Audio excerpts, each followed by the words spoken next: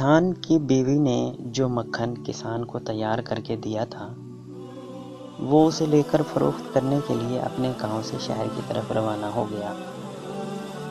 یہ مکھن گول پیڑوں کی شکل میں بنا ہوا تھا اور ہر پیڑ کا وزن 1 کلو تھا۔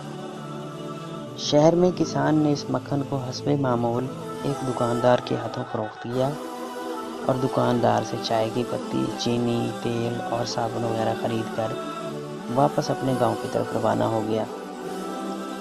کسان کے جانے کے بعد دکاندار نے مکھن کو فریزر میں رکھنا شروع کیا۔ اسے خیال گزرا کیوں نہ ایک پیڑے کا وزن کیا جائے۔ وزن کرنے پر پیڑا 900 گرام کا نکلا۔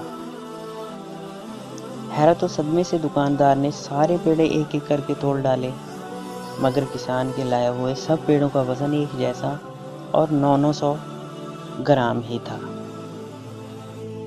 اگلے ہفتے کسان حسب سابق مکھن لے کر جیسے ہی دکان کے تھڑے پر چڑھا، دکاندار نے کسان کو چلاتے ہوئے کہا کہ وہ دفع ہو جائے۔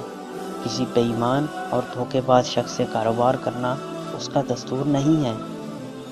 900 گرام مکھن کو پورا 1 کلو گرام کہہ کر بیچنے والے شخص کی وہ شکل دیکھنا بھی گوارا نہیں کرتا۔ کسان نے یاسیت اور افسردگی سے دکاندار سے کہا، میرے بھائی، مجھ سے بدظن نہ ہو، ہم تو غریب اور بیچارے لوگ ہیں، ہمارے پاس تولنے کے لیے باٹ خریدنے کی استطاعت کہاں۔ آپ سے جو 1 کلو چینی لے کر جاتا ہوں اسے ترازو کے ایک پلڑے میں رکھ کر دوسرے پلڑے میں اتنے وزن کا مکھن تول کر لاتا ہوں۔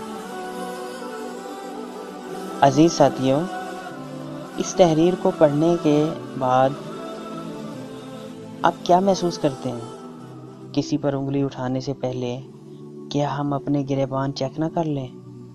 کہیں یہ خرابی ہمارے اندر تو نہیں؟ کیونکہ اپنی اصلاح کرنا مشکل ترین کام ہے۔